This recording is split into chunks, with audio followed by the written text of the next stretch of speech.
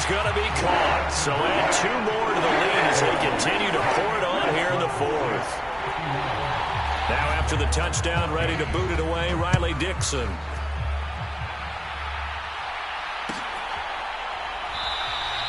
And they'll bring it out to the 25 as Agnew elects for the touchback.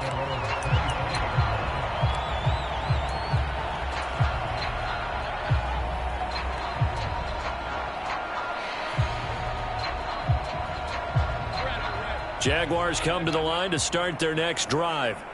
Where we stand right now in the 4th quarter, this one pretty much out of reach. And, Charles, I know they're going to be disappointed about several things with this ball game, but the self-inflicted wounds, they've had several turnovers. You would have to think that's going to be something they're going to discuss heavily in the film session in the coming days. You're absolutely right about that, partner, because they're going to have to sit in that film room and watch every error that they made and figure out how to not do it in the future. And mentally, I think a lot of the guys are already starting to think about, okay, how do we put this behind us and get better for the next time out? This, they'll use as motivation for the rest of the time that they play to hopefully never be in this type of situation again. And they'll go again with Etienne. And some nifty running here as he'll take this across midfield and down to the 47. 190 yards on the ground for him now as he has gotten better, really, as the night's gone on. Well, depending on the temperament of the head coach, he's either turning to the bench and screaming, "Where was that all game?" Or maybe he's just kind of keeping it to himself and saying, okay, it's something to build on, and a positive comes out of a bad game because those are going to happen from time to time. We'll see how he gets his team ready to go in the future. But that run right there, that's what they were looking for. Malik Harrison on the tackle. This is 2nd and 8.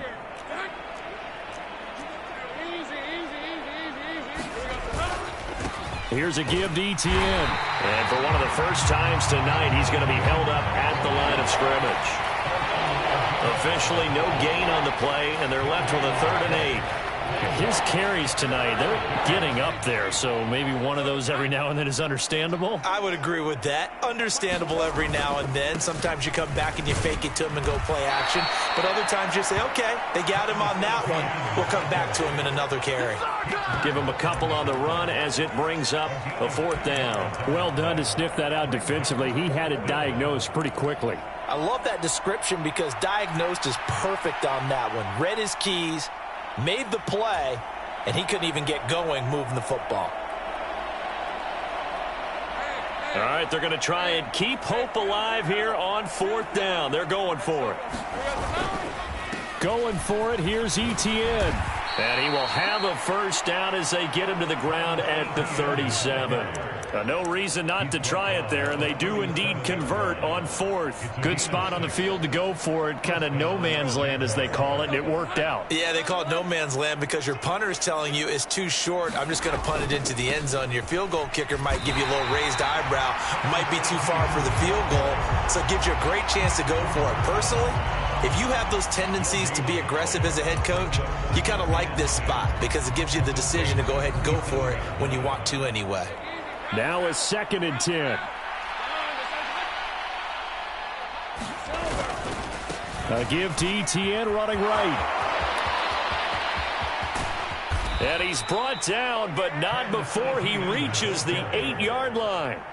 A big run there, 29 yards and a 1st. He had his eyes on the end zone once he hit the secondary, but they're finally able to slow him down. Yeah, and I've got to look at this one from the defensive point of view. You just mentioned finally able to slow him down. They've got to figure out a way to make that at the point of attack, at the line of scrimmage, because once he gets through, he's shredding them. Only a yard that time, 2nd and goal. The yards may start getting a little tougher to come by down here near the goal line.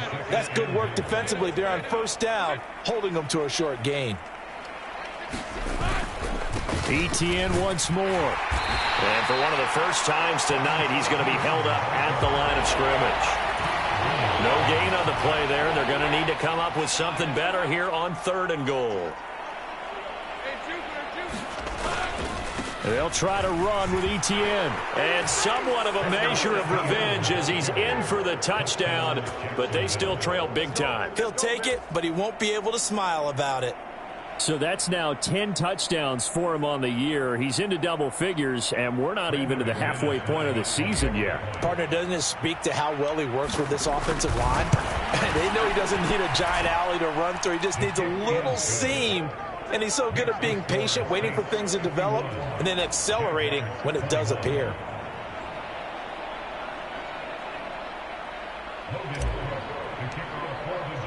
After the touchdown, Cook now to kick this one away. The no run back here, fair catch, and this will come out to the 25.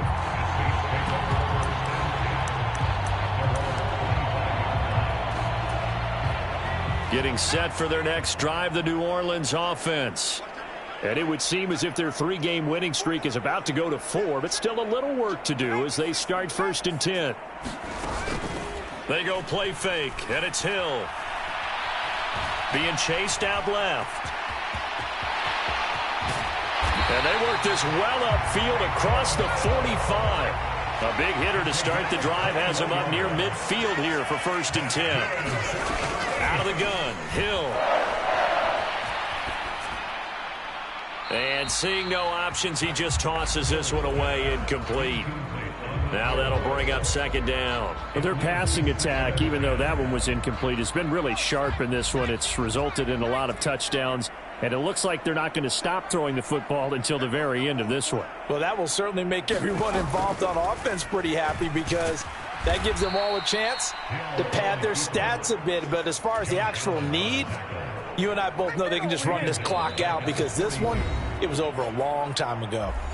Just 2 minutes remaining here in the 4th quarter of what has been a one-sided affair.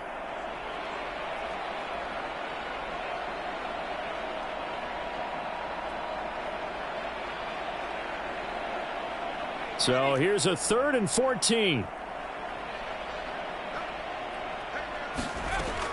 Operating from the gun, Hill. Now a diving effort right sideline. He's got it.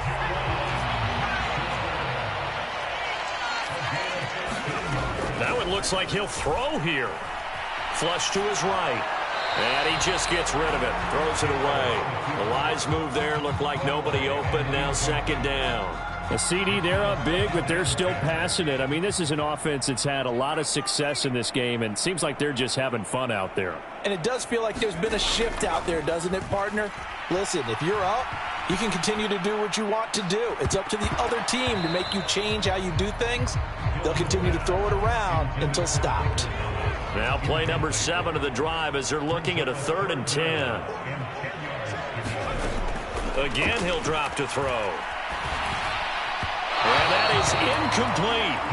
Well, they're up comfortably here, Charles, but that lead certainly not dissuading them from pressing the envelope late. I mean, if anything, with these passes, it's like they're getting more aggressive to try to drive the ball downfield. And that will certainly lend itself to some post-game questions for that coach, and maybe you and I should attend that press conference and see what he has to say, because someone's going to ask him why he continued to push it. My guess, he didn't like how some of the snaps were run earlier, and he wanted to use that as a chance to clean. Oh, a first mistake for him in the ball game as it's intercepted. Rayshon Jenkins picks it off, and the Jags will take over here as they get it up to the 43-yard line. Well, this D, particularly the secondary, has been picked apart at points here tonight. They finally, though, get to the quarterback, get a pick. And we know this about him. He loves night games, loves the spotlight, loves being the center of attention. I will bet you that he ran off the field almost chuckling to himself. They finally got one. They finally got me. No gain on the play. It'll be 2nd down.